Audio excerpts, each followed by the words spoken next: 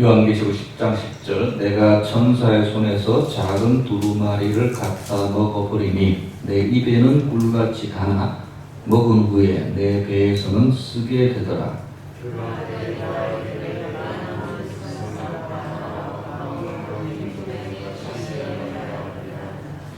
또 내게 지팡이 같은 갈대를 주며 말하기를 일어나서 하나님의 성전과 제단과 그 안에서 경배하는 자들을 측량하되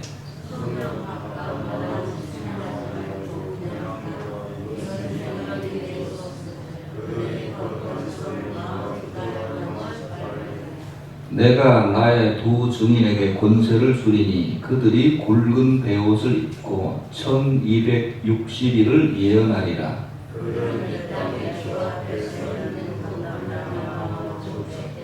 만일 누구든지 그들을 해하고자 하면 그들의 입에서 불이 나와서 그들의 원수를 삼켜버릴 것이요 누구든지 그들을 해하고자 하면 반드시 그와 같이 죽임을 당하리라. 그들이 권능을 가지고 하늘을 닫아 그 예언을 하는 날 동안 비가 오지 못하게 하고 또 권능을 가지고 물을 피로 변하게 하고 아무 때든지 원하는 대로 여러 가지 재앙으로 땅을 치리로다. 아멘. 예, 지금 요한계시록 나팔 재앙을 하고 있습니다. 그 전에 인을 떼는 재앙이 있었고 지금 나팔 재앙이 끝나면 이제 대접 재앙이 이렇게 남아 있는데 시간 순서는 아니다 하고 있습니다. 뭐 인 재앙이 다 끝나고 나팔 재앙이 시작하고 이게 다 끝나고 뭐 대접 재앙이 시작하는 게 아니라 복잡하게 얽혀져 있다.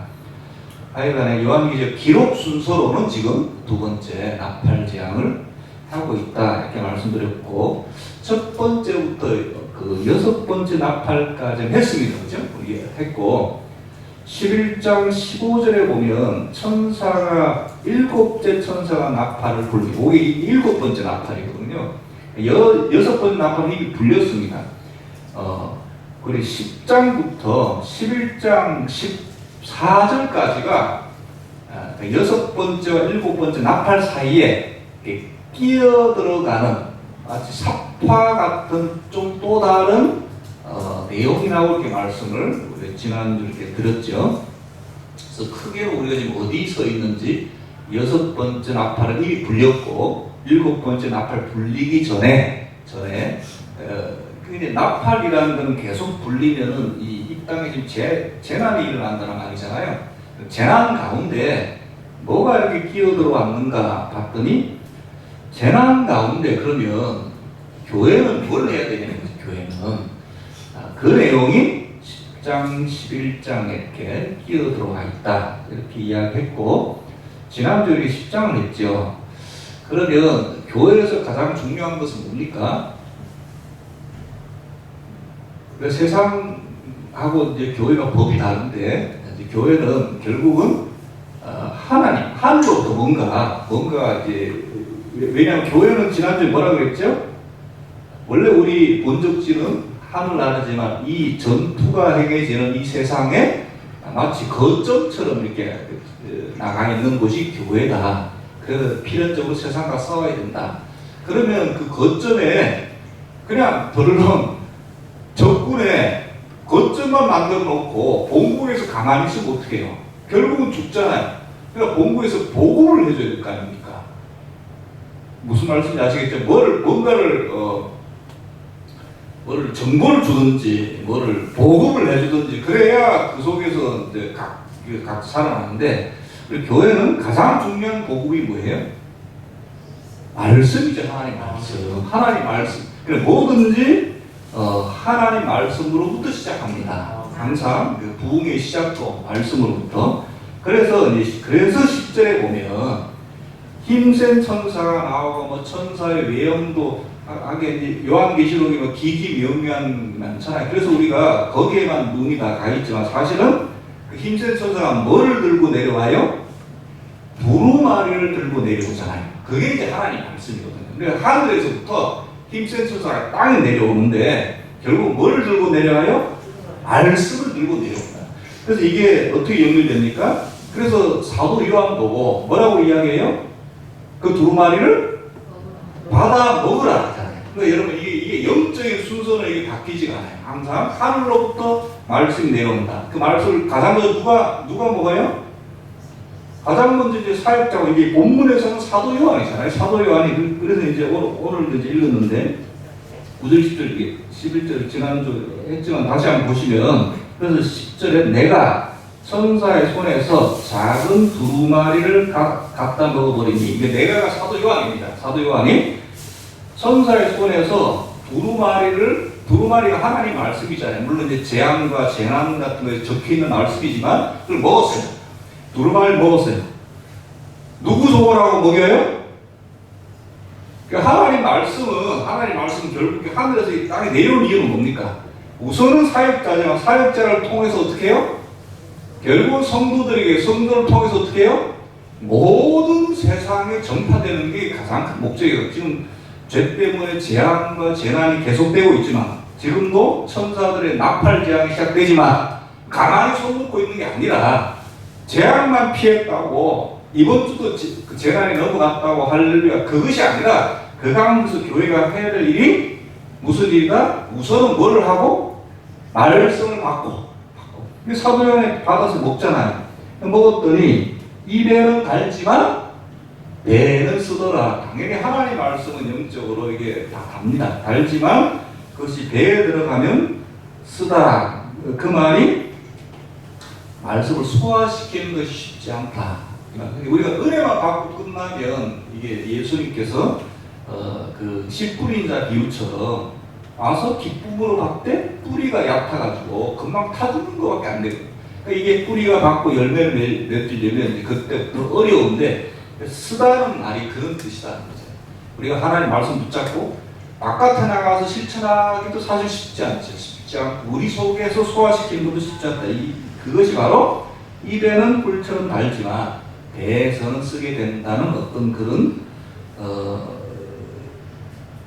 뜻이다 이렇게 이제 말씀드렸죠. 그 다음 11절에 이렇게 읽어보면 그러니까 이제 입에서 먹고 달고 배에서 쓰고 철저히 소화시켜서 뭘 해요? 결국에 11절에 나오잖아요. 그걸 뭐 해야 돼요?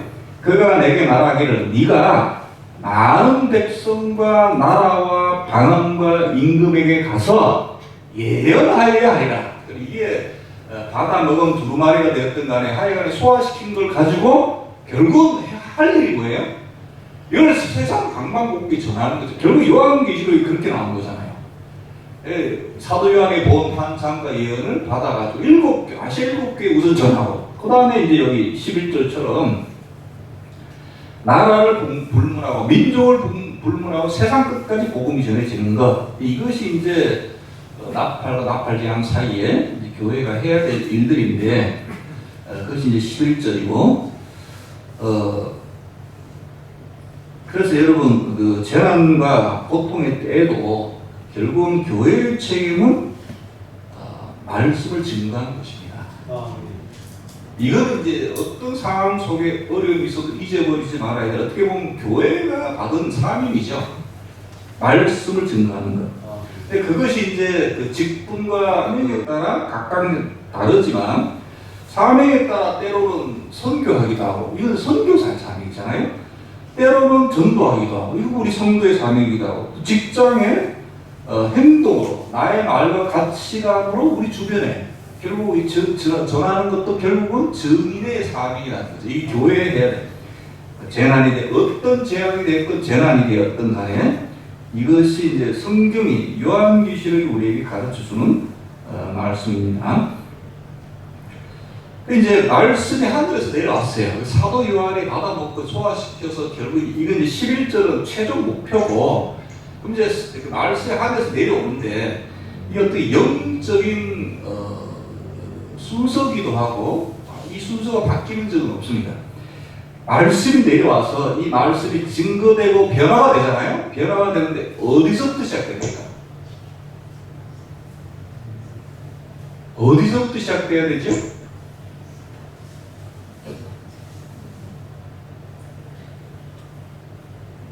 여러분, 제 질문을 듣고 답을 생각해서 보면서 11장을 봐야 10장에 갑자기 천사한테서 지금 이걸 받아먹잖아요. 이걸 두루마리 받아먹는데 11장에 갑자기 지팡이 같은 갈대를 가져다 갖다가 대요. 이거 이제 논리적으로 연결이 안 되는데 이 말씀을 들으면 이해가 됩니다. 하늘로부터 말씀이 왔어요. 이 세상에 왔어요. 그럼 어디서부터 그 적용이 돼야 되고 변화가 시작돼야 되고 퍼져나가야 되죠? 어디서부터요? 구약으로 말하면 어디서부터요? 성전에서부터요. 말씀이 그냥 하나의 말씀이 그냥 뭐 시장에 떨어지고, 물론 그럴 수도 있지만 가장 먼저는 어디입니까? 성전에서, 지성소에서부터 그 다음에 성소, 이렇게 점점 퍼져나가는 거죠. 그러니까 여러분, 이게 영적인 원리는 뭐 구약이 됐든 신약이 됐든 똑같아요. 그러니까 말씀이 하늘에서 내려와 이제 11장에 보면 좀 이따 할 거예요. 두 증인이 나와가지고 나가서 증거하는데 뭐 그냥 중구난방으로 되는 것이 아니라 순서가 있는데, 순서가 말씀이 이제 변화되는 순서도 있고 증거되는 순서가 있는데, 에스겔서에도 보면 하나의 말씀이 이 성전에서 흘러나오잖아요. 어디서부터 흘러나와요? 성전에서부터 흘러나오는 거 아닙니까? 사도행전에 보면, 여러분, 사도행전에 보면 그 예수님께서 승천하시기 전에 제자들에게 이렇게 권면하시죠. 오직 성령이 너희에게 임하시고, 말씀이나 성령이나 은혜나 같아요. 성령도 마찬가지고 말씀도 마찬가지고 결국 같습니다.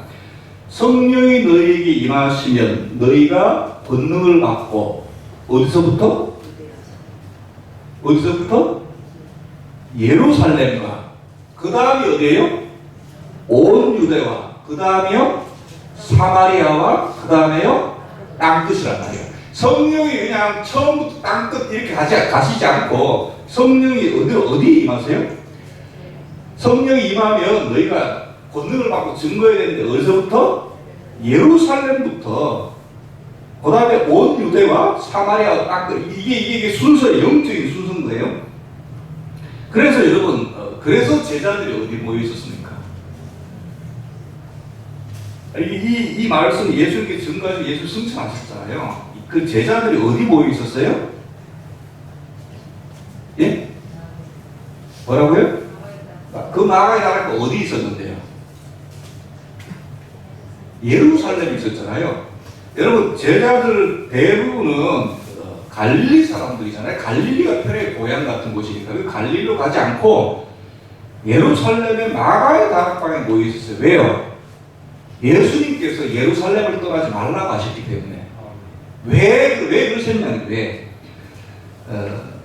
이들에게는 갈릴리가 익숙하지만 예수님께서 예루살렘을 떠나지 말라고 하셨습니다. 왜 그러냐? 예루살렘에 뭐가 있기 때문에요? 성전이 있기 때문에요. 이 구약적인 개념이고, 신약적으로는 성전된 예수님께서 어디에 돌아가셨어요? 예루살렘에서 골고다 언덕길에 돌아가셨고, 어디서 부활하셨어요?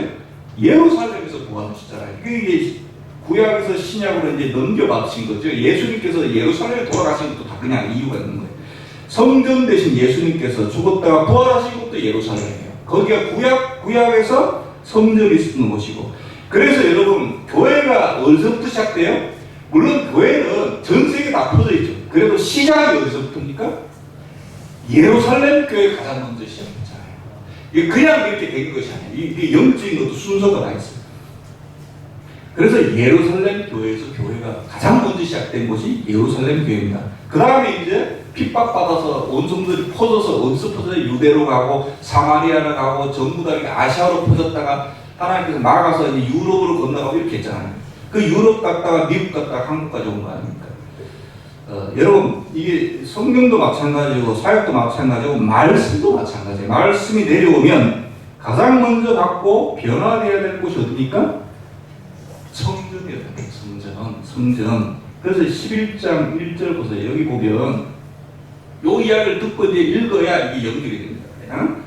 11장 1절에 보면 갑자기 사도 요한이 지팡이 같은 갈대를 받아가지고 막 측량을 하는 장면이 나오는데 또 내가 내게 지팡이 같은 갈대를 주며 말하기를 일어나서 하나님의 뭐와? 성전과 제단과 그 안에서 경배하는 자들을 측량해라. 이게 갑자기 10장하고 11장이 갑자기 논리적으로 연결이 안 되는데 여러분 가만히 생각하면 말씀이 하늘에서 힘센 천사를 통해서 내려와서 사도 요한이 받아가지고 어디서부터 정화가 되는 거지. 말씀을 통해서 영향을 받는 거잖아요. 그걸 생각해 보시면 이것이 이제 이해가 됩니다. 여기 보면 갈대는 여러분 갈대나 식물 알죠?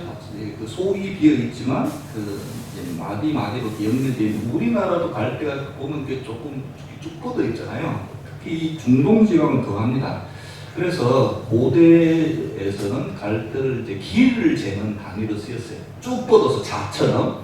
그래서 여기 어떻게 보면은 우리에게 지팡이는 이렇게 막 짚고 할아버지 할머니 지팡이 짚고 이렇게 갈대가 그만큼 힘이 있지 않습니다. 근데 이 지팡이 같은 갈대라기보다 잣대 같은 갈대, 자 같은 갈대 이게 더 뜻에 맞아요. 그리고 지팡이 뭐 짚고 다니는 것이 아니라 이렇게 길이를 갖다 재는 갈대다 이렇게 이제 보시면 돼요. 이거를 사도 요한이 받았습니다. 그리고는 뭐를 재요? 갈대는 보통 건물 측량할 때 쓰죠. 자니까. 근데 오늘 본문에는 뭐를 측량해요? 성전과 제단을 측량하는 게 아니라, 자, 가만히 읽어보시면 누구를 측량해요? 성전과 제단 안에서 경배하는 자들을, 사람을 측량하지. 사람을. 그러니까 영적 의미가 있지 않겠습니까? 변화와 말씀을 받아야 되고, 그 변화가 확산이 이제 여기서부터 시작돼야 되는데, 그래서 여러분 성전과 제단과 그 안에서 경배하는 자들을 측량하되, 이 자들이 누군지 좀 정확히 알려면 성전의, 그러니까 구약의 성전의 좀 구조를 알고 있어야 됩니다. 그래서 요한계시록이 좀 어렵죠. 그래서 우리가 보통 성전이라고 할 때 보통 크게 이제 성전이 세워졌다가 파괴되고 다시 세워졌다가 파괴되는데, 우리가 보통 그냥 크게 성전이라고 했을 때 가장 먼저 다윗이 제를 준비했고 솔로몬이 세운 제1성전, 솔로몬 성전이 가장 먼저 세워졌습니다. 이게 이제 파괴됐잖아요. 그 다음에 스룹바벨, 포로로 잡혀갔다 돌아온 사람들이 학개, 스가랴, 말라기 선지자가 자꾸 이렇게 힘을 북돋아 넣어서 어려운 가운데서 정말 새로 세운 성전이 바로 두 번째 스룹바벨 성전입니다. 근데 그것도 결국은 역사에 파괴됐습니다. 그래서 예수님 당시 때 제자들이 보고 놀랐던 성전이 바로 헤롯 왕이라는 헤롯 대왕, 사실 헤롯 왕 악한 사람이지만 좀 출신이 좀 불분명해서 유대인들 굉장히 까다롭잖아요. 그래서 환심을 살려고 가장 환심 사는 게 뭡니까? 가장 중요한 걸 세워줬어요. 그것이 바로 성전이에요. 세 번째가 헤롯 성전인데, 우리가 보통 그 성전이라고 할 때 솔로몬이 되었던 스룹바벨이 되었던 이 헤롯 성전이 되었던 간에 굉장히 큽니다. 여러분. 굉장히 커요. 그리고 여기서 잘 들어보세요. 성전이 층이 있습니다. 그냥 건물도 여러 개지만 층이 있어요. 층이 있다는 말은 그 층까지 들어가야 될 사람이 딱 정해져 있습니다. 그 교회는 그렇지 않잖아요. 누구나 오라잖아요. 근데 구약 성경은 그렇잖아요. 성전 층에 따라 들어가야 될 사람이 정해져 있는데, 우선 그 가장 중요한 부분부터 거꾸로 나갑시다. 이 성전 가장 중심이죠. 가장 중심에는 지성소와 성소, 우리가 보통 알고 있는 성소가 가장 중요합니다. 성소, 자그마한 생각보다 자그마한 건물이에요. 거기에 캄캄해요. 빛이 하나도 들어가 있잖아요. 중간에 막을 쳐져 있습니다. 휘장이에요. 휘장. 그래서 이 성소에 있는 금촛대에 불을 안 켜면 깜깜합니다. 근데 불을 켜면 환해지면서 이 전부 다 금으로 도배를 해서 완전히 확 밝아지죠. 하여간에 이 가장 중요한 곳이 지성소입니다. 거기는 물건이 딱 하나만 있어요. 뭐가 있죠? 모세가 받은 2돌판을 넣어놓은 뭐가 있어요? 언약궤. 그리고 그 궤 뚜껑이 속죄소입니다. 그 금으로 된 판에다 천사들이 이렇게 날개를 벌리고 서 있는 그게 뚜껑이에요. 그 전체 하나만 있습니다. 언약궤 하나만 어디에 놓여 있어요? 지성소에 이렇게 생각해. 우리 같은 건물인데 여기에 커튼 맞춰져 있다고 생각하시면 가장 중요한 곳이 지성소인데, 거기는 언약궤만 있다고 했잖아요. 누구만 들어갑니까? 대제사장만 들어가. 다른 제사장은 안 돼요. 대제사장만, 그것도 몇 번? 1년에 한 번. 대속죄일 때만 들어가요. 7월 14일, 15일 어간에 딱 한 번 들어오는데, 들어올 때도 방울을 달고 들어가야 돼요. 잘못하면 죽거든요. 죽으면 바깥에서 소리가 안 나면 잡았대. 소리가 나면 방울을 달으니까 딸랑딸랑 소리가 나면 우리 돼지사장이 안 살아계시는구나. 소리가 안 나면 밖에서 못 들어가니까 땡겨야 돼요. 시체라도 꺼지면. 이거 굉장히 무서운 것이죠. 여기는 뭐만 있다? 언약궤. 말씀이 남긴 언약궤. 거기 누구만 들어간다? 대제사장이 그것도 1년에 한 번만 들어간다. 여기가 이제 지성소입니다. 지성소. 그게 휘장이 쳐져 있잖아요. 그러니까 아무도 못 보는 거죠. 이 휘장이 언제 쫙 알려져서 지성소와 성소가 통일됐습니까? 언제 예수님이 돌아가실 때 휘장이 딱 찢어졌다 했죠. 하여간에 이제 요 휘장 여기는 성소인데, 성소에는 떡상 금촛대 분향단 이렇게 세 가지가 있습니다. 떡상 분향단 금촛대가 세 가지. 여기는 누가 들어갈 수 있습니까? 당연히 대제사장과 제사장만 들어갈 수 있습니다. 요 성소 안에는 대제사장하고 제사장들이 각각 임무를 띠고 들어와서 구운 떡을 올려놓고 그 전날 구운 떡 다시 내가고, 또 향을 태우기도 하고, 금촛대에 불을 피우기도 하고. 대제사장하고 제사장 할 일들이에요. 매일 합니다. 그러니까 매일 여기까지 들어와도 여기 안에는 1년에 한 번만 대제사장만 들어오죠. 여기가 건물이 하나입니다. 여기가 성소예요. 그리고 요 문으로 나가면 바깥인데 뜰이에요. 뜰인데 거기는 뭐가 있습니까? 뭐가 있어요? 어떻게 보면 핵심적인, 그러니까 이 안에는 제사장이 하나님과만 하는 일이지만, 요 바로 나가면 여러분 뜰이 크지 않습니다.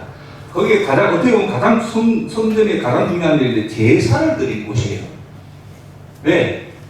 거기 이제 동물 태우니까 실내에 살 수 없잖아요. 그러니까 이 바깥에서 해야 되는데 요 안에는 금으로 만들어져 있고 밖에는 다 청금으로 만들어져 있던데, 거기에 보면 이제 번제단이 있고, 그다음에 제사장들이 이제 그 동물들 잘라서 피를 뿌리고 씻어야 되니까 물두멍, 바다, 이 제사장도 씻어야 되니까 그런 것들이 놓여져 있어요. 그런 기물들이 놓여 있는 곳들. 거기는 누가 들어갈 수 있습니까? 당연히 대제사장, 제사장 들어갈 수 있고, 유대인 제사를 드려야 되니까 누가 들고 들어와요? 유대인만 됩니다. 이방인 안 돼요. 유대인, 그것도 누구? 남자만. 그건 남녀 차별. 지금 큰일 날 소리지만 그때는 구약이고 법이 그랬어요. 법이. 그것들은 누구만 들어올 수 있어요? 예, 제사 드리는 곳이. 그러니까 여자들은 제사를 못 드렸어요. 대표로 남자들이 제사 드리는 사람이 오리 죽이고 제사장이 받아다가 각 뜨고 이렇게 태우는 거기가 이제 요 성소 바로 바깥들, 바로 바깥들. 생각보다 그리 크지 않아요. 그리고 이제 그 바깥을 포함한 요 성소를 포함해서 바깥들을 포함해서 이렇게 딱 둘러싼 담이 있을 거 아닙니까? 여러분 머릿속이 조금씩 복잡해지는데 그래도 이제 머릿속에 한번 그려 놓으셨다가 나중에 요새 인터넷이 잘 발달이 돼서 성전 모형 치면 그 딱 보면 제 말씀이 뭔지 알 거예요. 여기 성소를 포함하고 성전들을 포함한 쭉 여기 담이 그렇게 크진 않아요.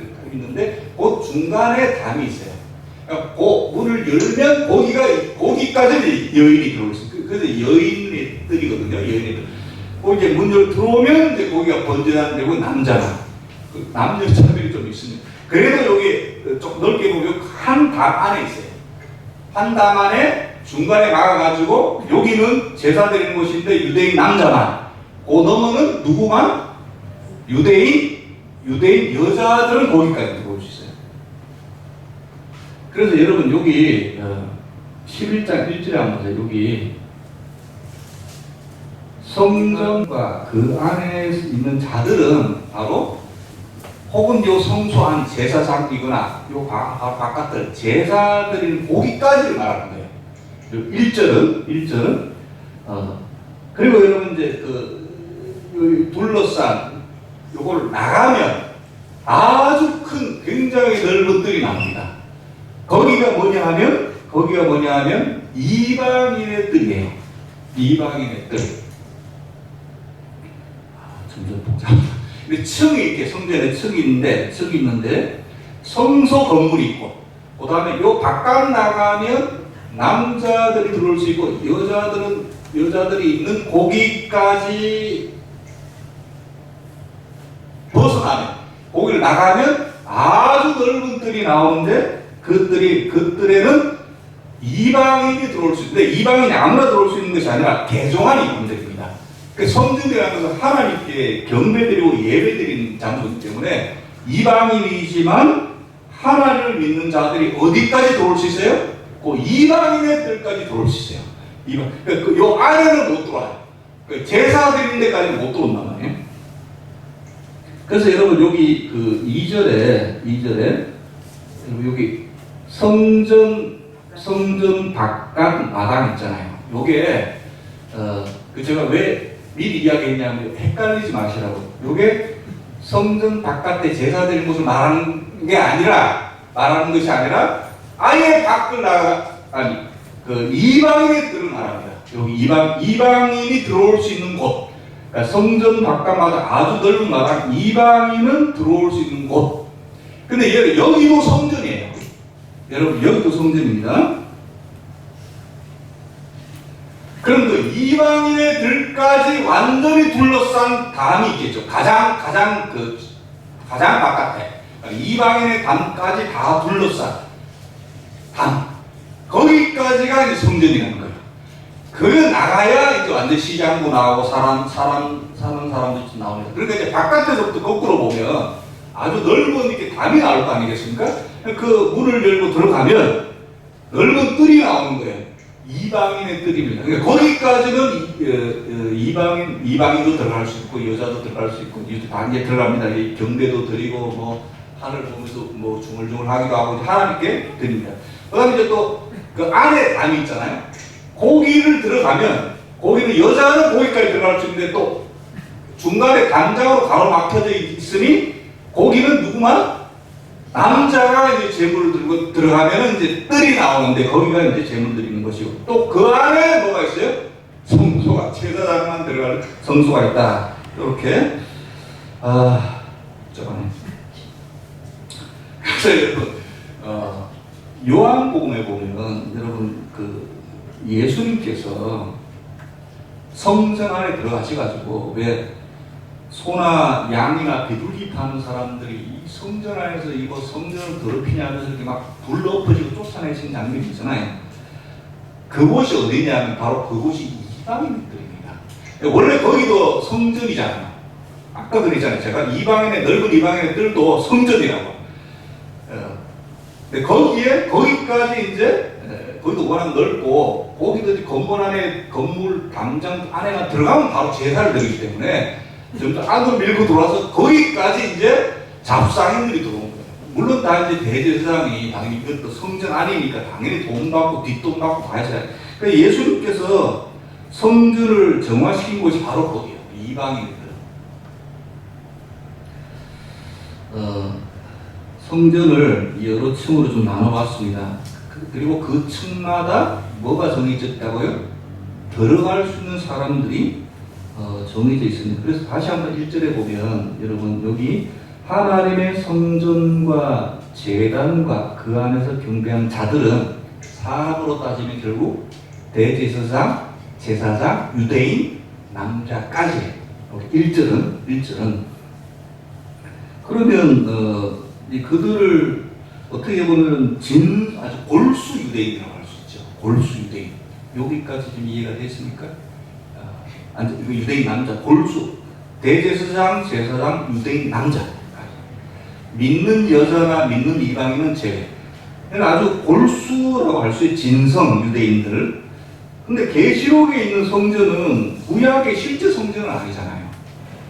여기 이 계시록 성전은 그렇다고 하늘 성전도 아니고 그럼 이 경배하는 자들은 누구냐? 결국 영적으로 예수리 말해서 그러니까 이게 골수 성도 말이 좀 그러네. 그러니까 예수님 믿고 진정으로 하나님께 예배드린 자들이에요. 진정으로 참 믿음을 가지고 있는 자들이죠. 저와 여러분이 요 1절에 속해 있는 자임을 믿습니다. 저는 요한계시록 9장식으로 말하면 이마에 뭐한 자들? 인맞은 자들. 또 다른 식으로 말하면 666표를 받지 않은 자들.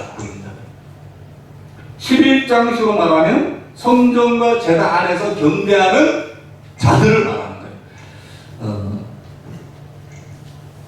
그러니까 그런 자들을 뭐한다? 지팡이 같은 갈대로 가져다 대면서 측량한다는 거예요. 그러니까 구별한다. 자로 갖다 대니까 너는 진성이냐 아니냐? 진성이다, 진성이다. 그런 자들을 보호해 주신다는 거예요. 요한계시록은 그렇잖아요. 요한계시록은 이제 그 재앙 가운데 있는데 여러분 그 메뚜기 같은 개구리 나와가지고 누구만 쏘아요? 이마에 입맞지 않은 자들만 쏘잖아요. 구분하시는 거예요.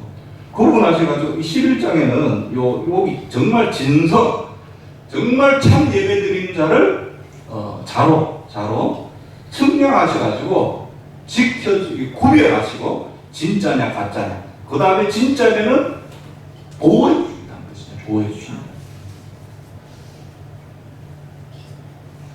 그런데 2장에 보면요, 이 성전 바깥마당, 이 완전히 밖이 아니라고 했습니다. 성전 바깥마당은 이방인들, 여기도 엄밀히 보면 성전 아니에요. 여러분, 이게 막 일단은 헷갈려서 제가 아까 미리 구조를 말씀드렸어요. 성전 바깥마당도 사실은 원래는 측량해야 돼요. 왜? 거기도 성전이니까. 근데 2절에 뭐라고 하냐면, 거기는 측량하지 말고 그냥 두라. 그것은 이방인에게 넘겨줬다.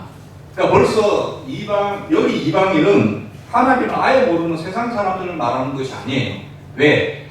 여기 지금 어떻게든 성전 안에 들어왔기 때문에 한 발은 걸쳤어요. 한 발은 걸치고 한 발은 밖에 있는. 근데 이 이방인이 누구냐 하면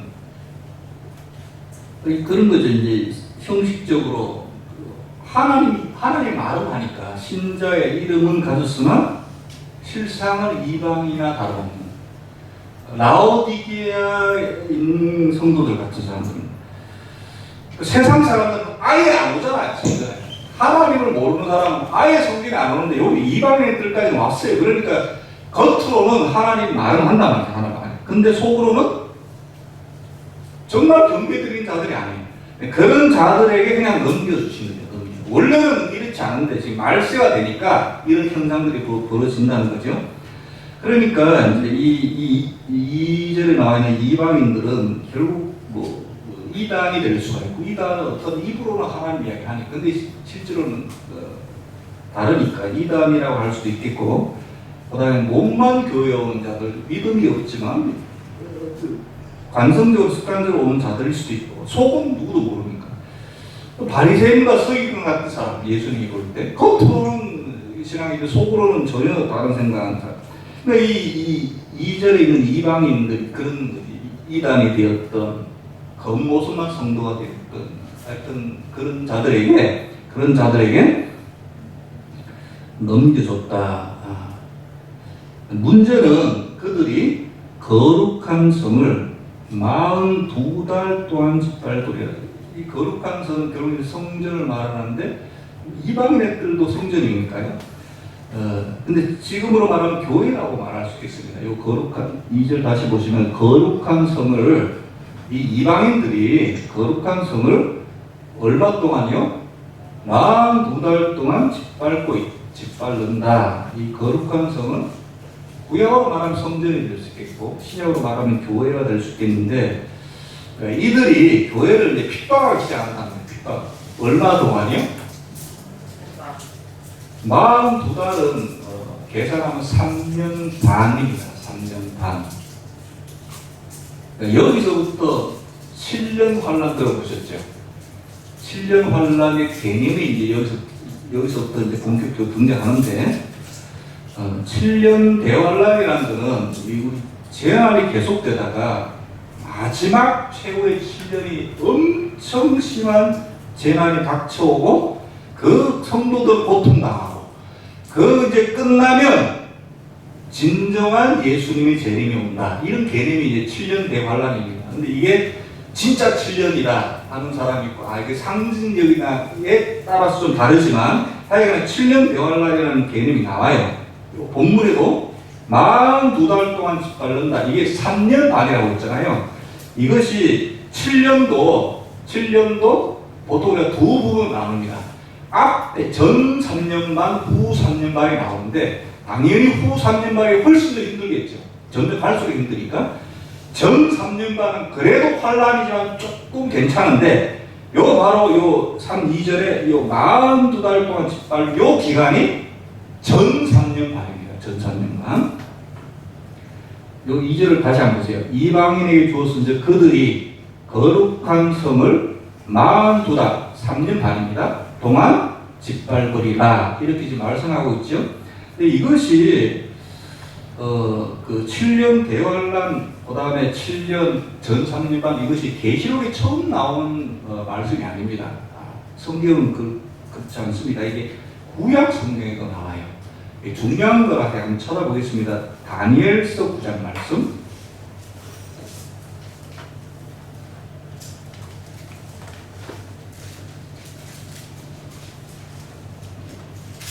다니엘서 9장 24절 먼저 보시면, 여기는 조금 이제 다르게 나오는데, 다니엘서 9장 24절에 보면,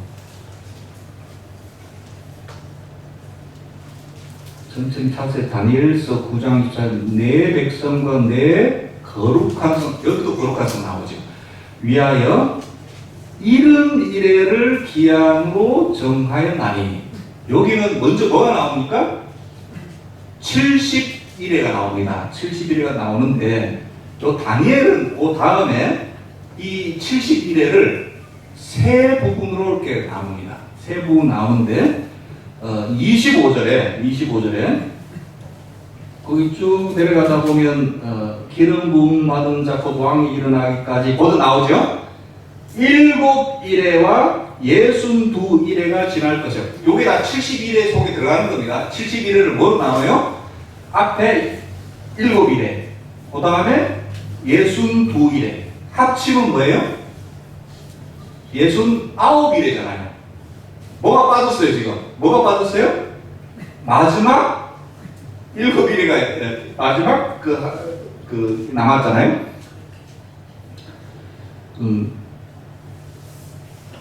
27절 보세요. 27절. 마지막 27절에 그가 장차 많은 사람들과 더불어 뭔 일에 동안? 한 일에 동안. 그러니까 7일에 62일하면 69일인데 한 일에가 지금 모자라고. 이게 이제 여기 나오는데 여기 한 일에 동안 언약을 굳게 맺고 그가 그 일회에 뭐를? 절반을. 그러니까 요 일회를 7년 대환란의 원형을 봅니다. 여기는 일회, 날이지만 7일이지만 보통 성경에 하루를 1년씩으로 많이 잡잖아요. 요 끝에 7일에 62일에 그다음 마지막 한 일회가 1회니까 7일 아닙니까? 근데 7일을 7년 대환란의 원형으로 보는 거예요. 왜냐하면 거기 읽어보면 굳게 맺고 그가 그 1회에 뭐를? 1회의 절반을, 요거 아까 요한계시 요게 이제 앞에 3년 반으로 보는 거예요. 절반의 제사와 예물을 금지할 것이며 또 포악하고 가증하는 것이 날개를 위해 쓸 것이며 또 이 정한 종말까지 진노가 황폐하게 하는 자들이 쏟아지리. 아까 요한계시록의 성전들을 뭐 다 비슷하죠. 요게 이제 원형, 여기 한 일회가 이제 7년 환란. 그 앞에 절반 이야기가 다니엘서에 미리 등장했습니다. 다시 이제 요한계시록이에요. 그래서 아까도 보면 다니엘서에 제사와 예물을 이제 금지한다는 말이 나오는데 그게 이제 아까 요한계시록의 11장 2절에 보면 이방인에게 내주었은즉 그들이 거룩한 성을 막 짓밟는다. 결국 짓밟는다는 것은 제사와 예물이 오염된다는 말하는 관계가 다 있는 말씀입니다. 결국 그 계시록과 연결시켜서 생각해 보면 그들이 거룩한 성을 42달 동안, 이게 이제 3년 만이라고 했죠. 7년 대환란이라는 개념이 계시록에 처음 나온 것이 아니라 구약에서도 나오고 계시록에 자세히 나오는구나 이렇게 생각하시고, 그 다음에 그때 거룩한 성 교회가 핍박을 받는구나. 앞에 3년 반 동안 여기까지 이렇게 정확하게 알고 계시면 됩니다. 이게 정말 7년이냐 정말 3년 반이냐 이거는 다 해석이 다 달라요. 여러분 내용부터 먼저 딱 정확하게. 근데 이 앞에 3년 반은 핍박만 받고 있는 것이 아니에요. 교회도 증인을 내세워 증거합니다. 이게 어떻게 보면 교회의 반격이라고 볼 수 있는데 3절 보세요. 3절 2절은 막 교회가 겉무늬만 하나님 믿는다고 속은 전혀 아닌 사람들에게 밟히잖아요. 오염당하고.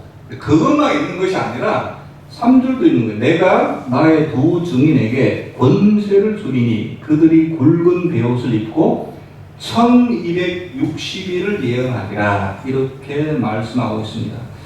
증인을 내세워 증거합니다. 여기 보면 이제 두 증인이 또 논란이 또 아주 많은데 첫 번째로 율법의 대표인 모세와 선지자의 대표인 엘리야 선지자를 말한다. 이렇게 주장을 가장 먼저 하는 이유는 6절에 보면 우리는 6절에 보면 그 이제 증인이 나가서 하는 일들이 이렇게 나오죠. 6절에 그들이 권능을 가지고 하늘을 닫아 그 예언을 하는 날 동안 비가 오지 못하게 하고. 이게 누구 닮았죠? 엘리야 선지자가 그랬잖아요. 엘리야 선지자 사역할 때.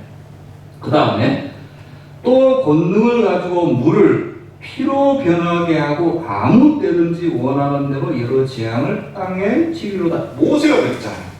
그래서 이 두 증인이 모세와 엘리야다. 이렇게 6절을 근거로 해서 이야기하는 사람도 있고, 그것만 있는 것이 아니라 이제 여러 의견들이 있습니다. 새로 내려왔으니까 죽지 않고 승천한 에녹과 엘리야다. 왜냐하면 10절에 보면 우리 읽지 않았는데 11장 10절에 보면 이 두 선지자가 이렇게 이야기하고 있거든요. 에녹도 선지자 중에 한 명으로 이렇게 받아들입니다. 그래서 에녹과 뭐 엘리야다 이렇게 말하는 사람도 있고 아니다. 이 말씀이니까 구약과 신약이다. 이건 이제 하나의 그 대유법이죠. 구약과 신약이다. 혹은 신구약 모든 교회를 말한다. 혹은 교회의 대표인 베드로와 바울이다. 이렇게 또 주장하는 사람도 있고 어느 한 가지를 정할 수는 없을 것 같습니다. 공통적인 것은 이거죠. 공통적인 것은 모세가 되었던 엘리야가 되었던 베드로가 되었던 바울이 중요한 건 하나님 말씀을 뭐하도록 죽도록 끝까지 지킨 진정한 증인이라는 거예요. 진정한 증인. 이 증인이 나가서 이제 여러 가지 이제 말씀을 증거하는데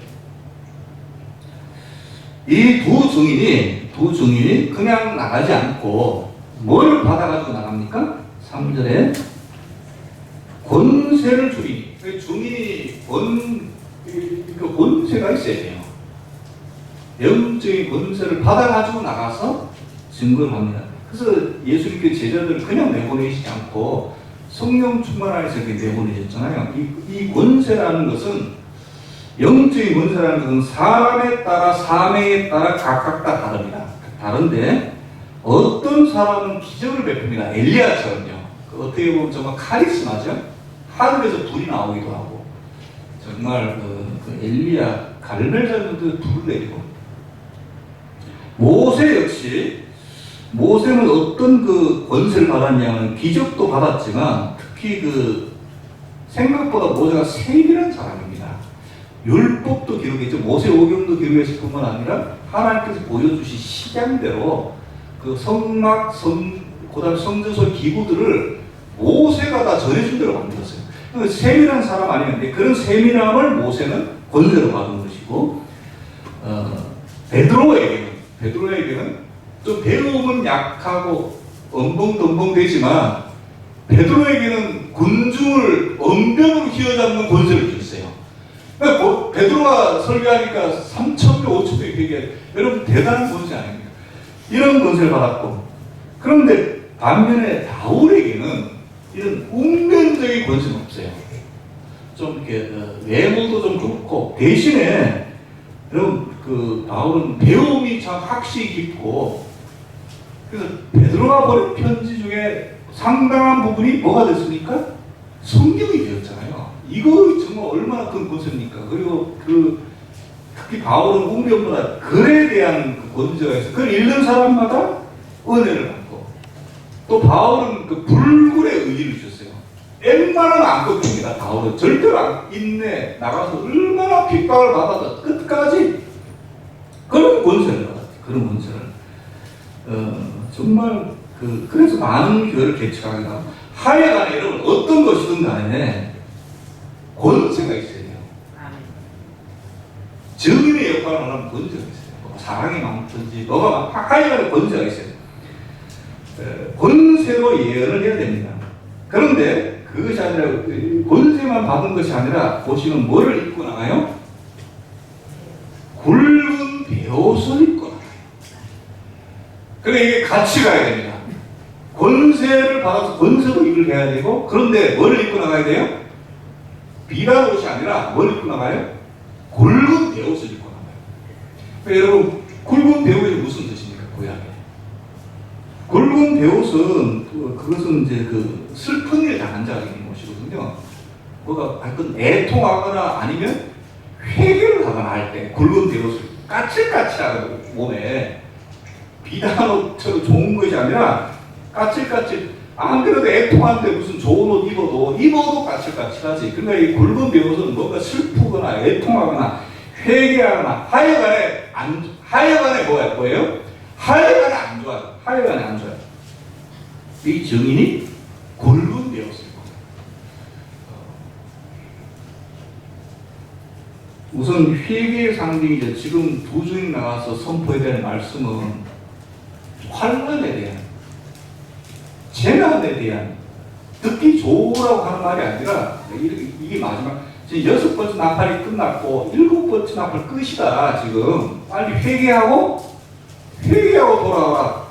그게 어떻게 보면 그런 옷을 통해서 이제 메시지를 보여주는 거죠. 그리고 또 메시지 자체도 은혜가 되는 메시지라기보다 굉장히 좀 강한, 재난과 재앙에 대한 선포니까 여러 의미가 있다고 생각합니다. 그래서 여러분, 이 증인이 뭐 베드로가 되었던 그게 중요한 거 아니고 모세가 되 엘리야가 됐든 간에 예언해야 될 하나님 말씀이 환난과 재난에 대한 말씀, 애통하는 마음으로, 본인도 애통하는 마음으로 전해야 되고 받는 자들도 회개하고 애통하는 마음으로 받아야 됩니다. 비단 옷을 입고 나가서 환난과 재앙을 선포 안 맞잖아요. 안 맞지 그게. 여러분, 예레미야 선지자 중에 별명이 눈물의 선지자잖아요. 전하는 예레미야 선지자 선포하는 내용이 전부 다 재앙, 망한다, 진다, 항복해야 된다, 이런 소리. 파괴당한다, 멸망한다, 죽는다. 그러니까 듣는 사람도 전하는 사람도 힘들죠. 슬프고. 이 두 증인이요, 선지자 중에 예레미야 선지자 가장 비슷한 것 같아요. 이 굵은 베옷을 입고 나가요. 그래서 여러분, 권세는 가지고 나가야 됩니다. 어떤 권세인지는 정확히는 모르겠지만, 그러나 비단 옷이 아니라 베옷을 입고 예언을 해야 됩니다. 이것이 말세와 재앙, 대환란에 맞는 증인의 모습이다. 증인의 모습. 권세는 있어야 되고 대신에 베옷을 입고 나가고, 이런 증인을 우리 사랑의 교회가 키워내야 될 줄 믿습니다. 근데 점점 거꾸로 되는 거잖아요. 권세는 점점 약해지고 옷은 점점 좋아지고,